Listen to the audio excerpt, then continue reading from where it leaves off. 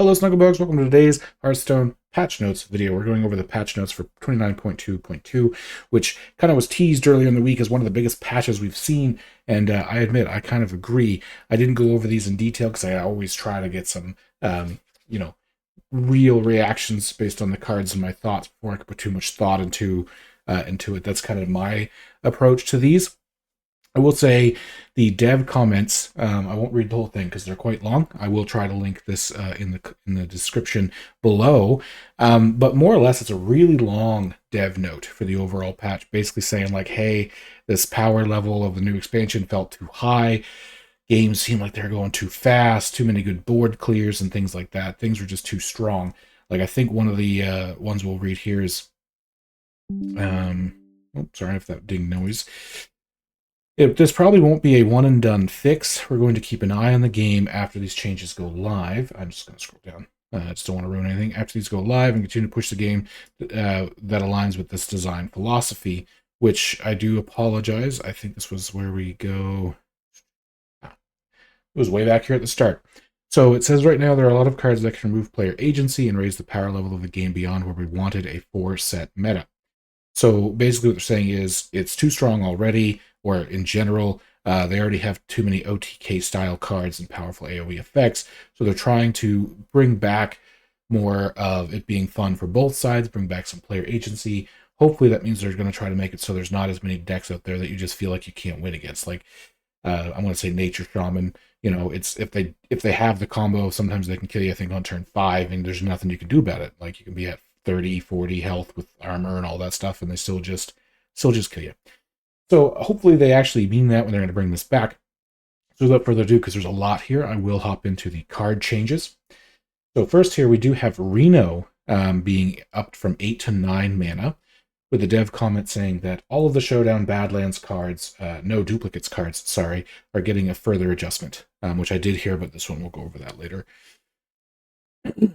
And then, but other than that, Reno itself is really, like, other than the big change, which we'll go over when we get to that part, it's just a 1 mana increase. I think it's fair. Reno's super strong, played in a lot of decks that aren't even Highlander. Again, we'll talk about that later. Next up here, we have the Ziliax Deluxe Virus Module, it's getting 1 extra health, it looks like, and it's losing the stealth portion, which is, to me, that's fine. Gaslight Gatekeeper going from 3 to 4 mana. I do think this was just because there was some quite a few decks that were just using this to reshuffle, use it to draw a bunch. You put things in your deck, you get the double battle cries and all that stuff going off. This one is probably going to, I don't know, it's probably going to rub some people the wrong way. They're making the snake oil that you get off of Miracle Salesman cost 1 mana instead of 0.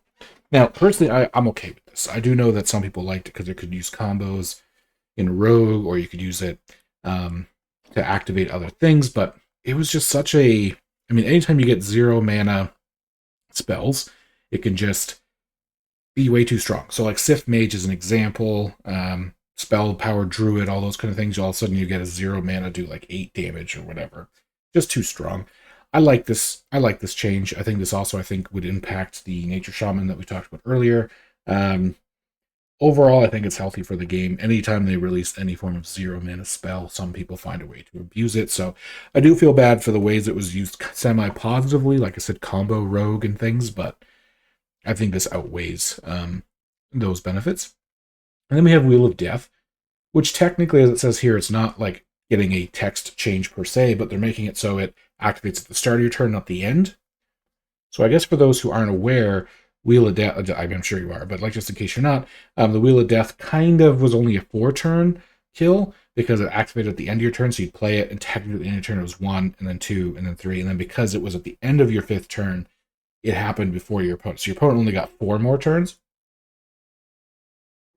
whereas this change should make it so your opponent gets 1 more turn before the wheel goes off. So it's a whole turn delay, really, just without changing the text. Forge of Wills is just going up by 1 mana. I think this is a good change.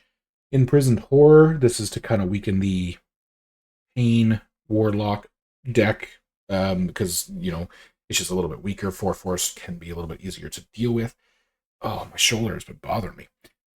So yeah, I haven't really played too much in the last week or so where this was kind of a meta deck, so I didn't see it too much, but from what I've heard and seen, I don't know if this is enough, admittedly, but I think it's a good deck to hit. Speaking of which, kind of aggro deck that's being touched here, we have Timewinder Zarimi changing to 8 other dragons from 5 other dragons, which means you really can't, I mean, at least as of right now, the current deck that plays it doesn't play quite enough dragons to make it possible. Like, it already sometimes would struggle to get 5 or 6 dragons out that cost like 1 or 2 mana or whatever. So this is just going to make it so it's a little bit harder. So if you want to do that same gameplay, you can't do it quite as early, or you just have to play this in what I assume was the original idea, which is maybe a more control-y dragon deck, which I like. Next up, we have Threads of Despair, which was the 1 mana card that makes it so there's the AoE Death Rattle. It is now becoming a 2 mana card. This could be me. This one could be me. I'm surprised. Again, I know I haven't played much in the last week or so, but I really didn't see Threads of Despair in too many places. But again, I don't know. Maybe that's just me. But we do see that the Sickly Grimewalker is going from a 3 mana 2/4 to a 4 mana 3/5, which I do think that makes more sense because it was too easy to get it off with tokeny combos, which just made the card feel like way too good of a valuable board clear early. Still does the same thing now, and technically is harder to remove at 4 mana, but you won't be able to get some of those counter board clears out quite as fast. And similar aspect here, we have Sanitize for Warrior that is going up by a mana, but also giving 1 additional armor. So technically a little bit better, but then with the mana increase, probably worse. Like 1 mana for 1 more armor, only if it's forged as well.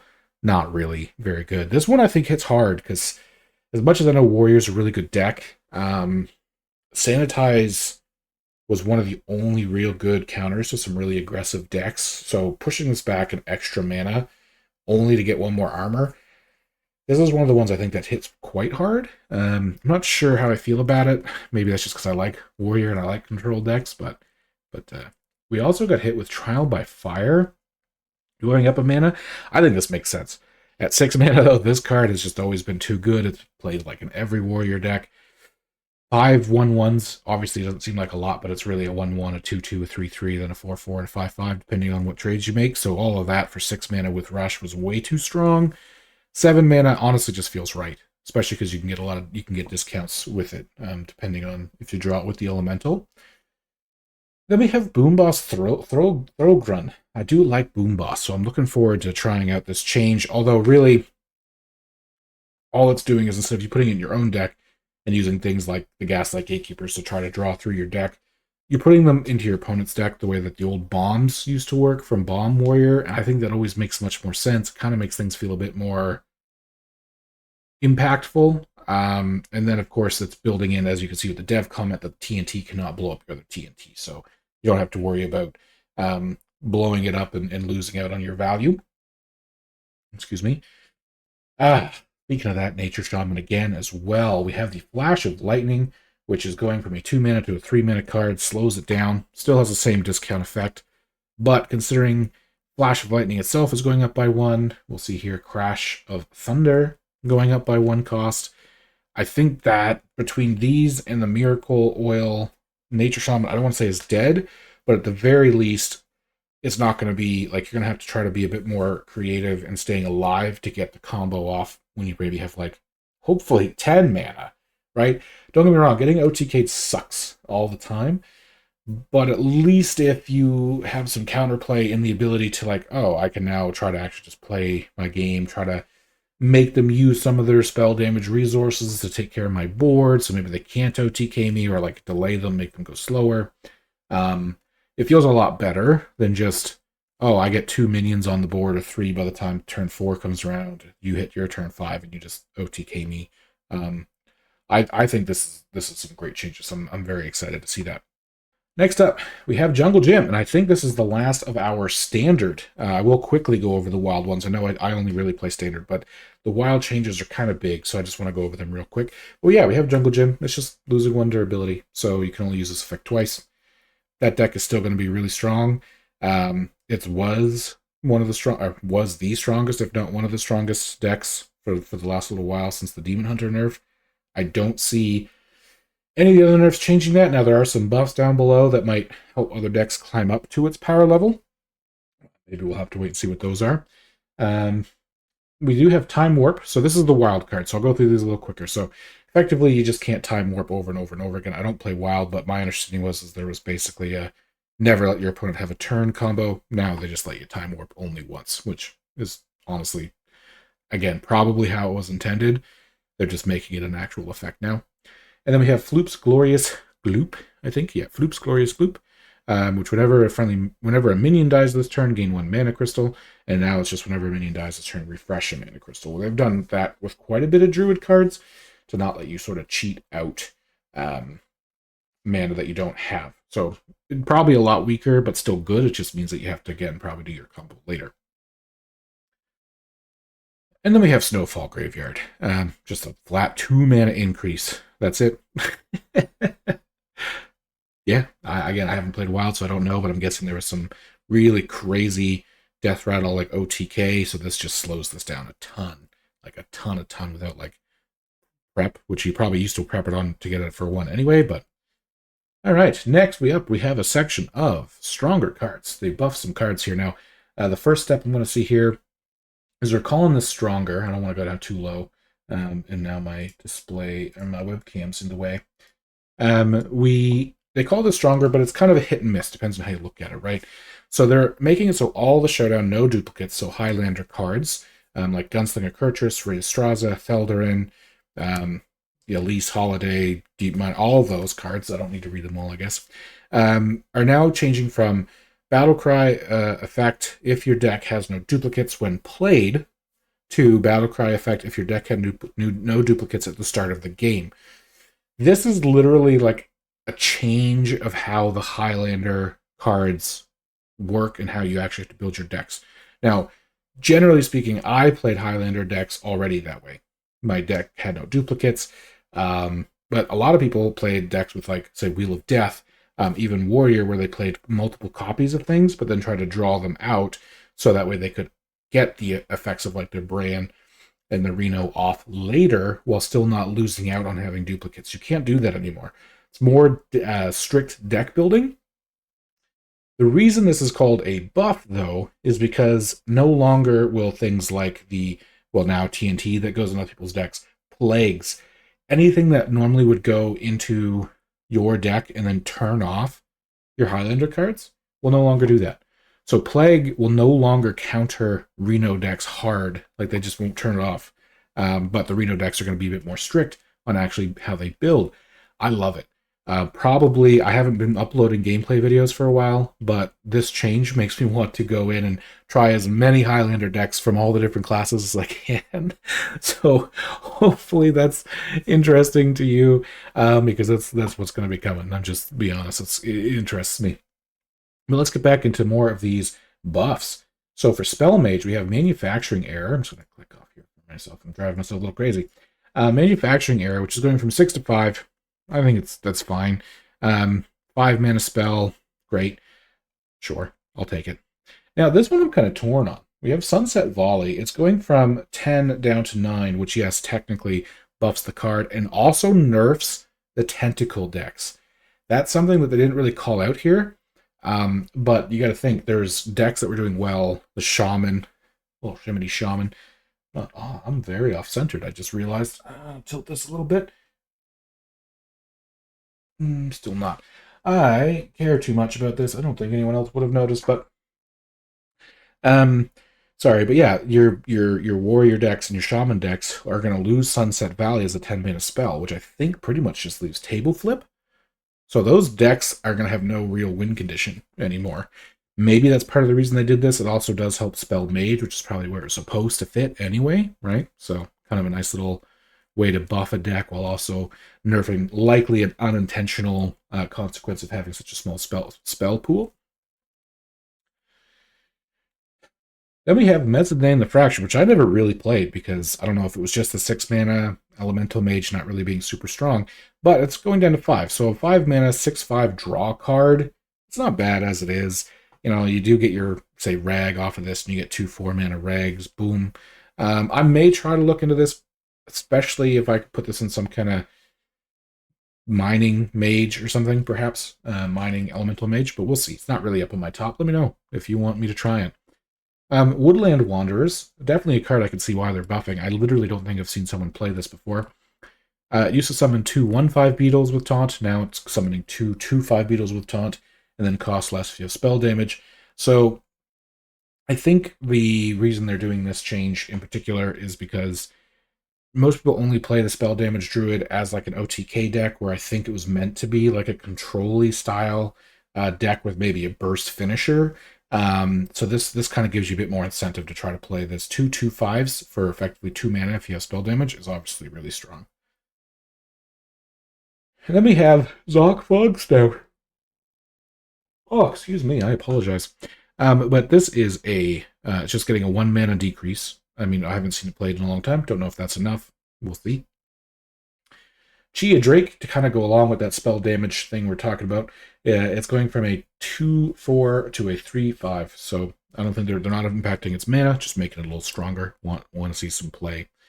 Another card that I want to play because I got the signature, but have not played it, is Hagatha the Fabled. And it's going from a 5/4/4, 5 mana 4/4 to a 4 mana 4/3, which admittedly the health I don't think really mattered that much. It obviously makes sense for them to keep it as a 4/4 just because it would be too overstated with its effect. But a 4 mana 4/3, draw 2 spells. I think this makes me want to try this version, especially now that the Tentacle Shaman is kind of out of the question without the Sunset Volley. This kind of makes me want to try a Battle Cry, Reno, Shutter Block, Hagatha, big spell build or something like that. So I might take a peek at this. A card that didn't really change too much, but they technically buffed its initial cost here is Aftershock. So Aftershock, they reduced its initial mana cost by 1, but then they also reduced its mana reduction by 1. So it just makes it not feel as bad to play it. To be fair, I'm pretty sure it used to cost 4, but then reduced it down to 2. So they bumped it up to 5 to make it so 3 made sense. So I think this is kind of their way of going like, okay, we realized 5 felt terrible to play it without the nerf or without the reduction, while still keeping it doesn't feel terrible to get played against by having this get played for 2 mana. Pretty smart. Another card that I've never played, even though I have it, so maybe this will make me want to try it in like my mech Highlander warrior or something. We have Botface. 3/9 just getting buffed to a 4/12. Cool. We'll give it a go, I think with that. Tyrannosaurus, another card that I think they just missed the mark on. 7 mana 7/7 with Rush. I'm surprised isn't good. It's just the meta is so fast, so hopefully with some of the things they're doing to slow it down, that'll help this card see play. And then they're upping the Death Rattle to 7 damage just to make it a nice round 7/7/7, I think. As well as, of course, that makes it feel a bit better.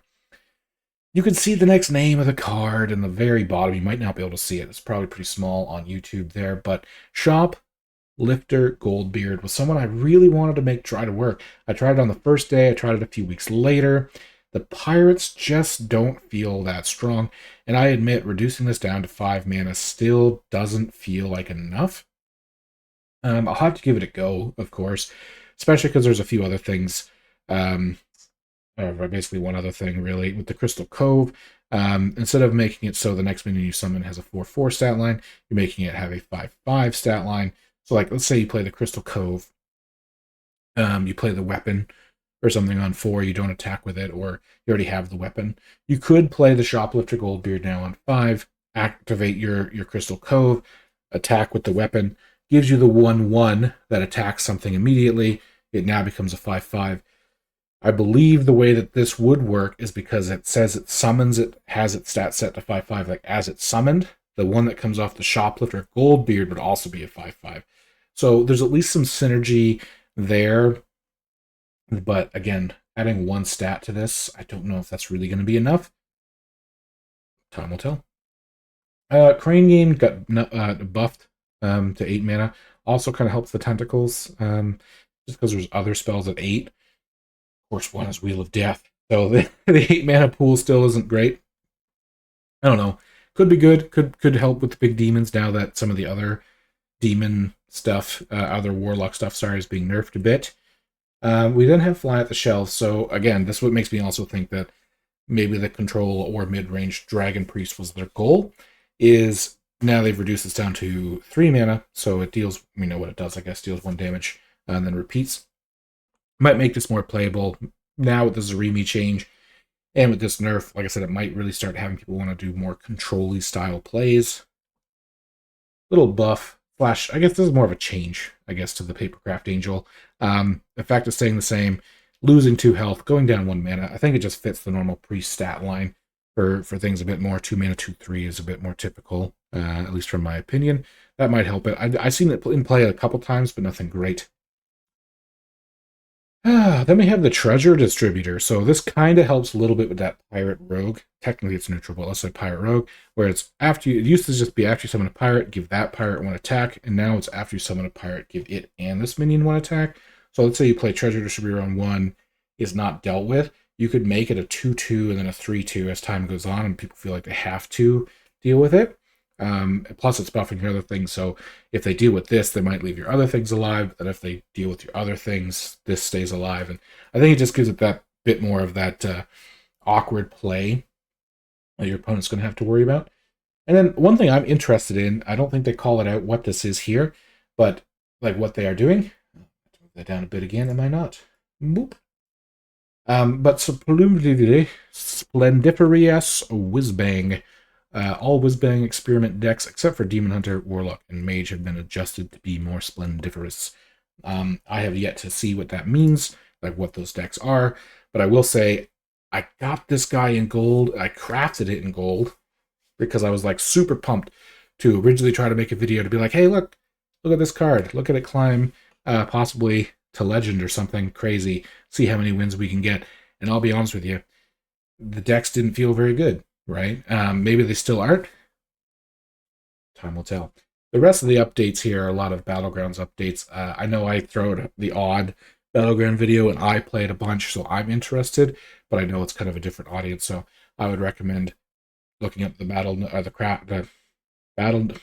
notes, patch notes yourself, or if you want other people's opinions on how it'll affect the actual game of Battlegrounds, there are definitely other creators out there who will do a much better job going over that than me.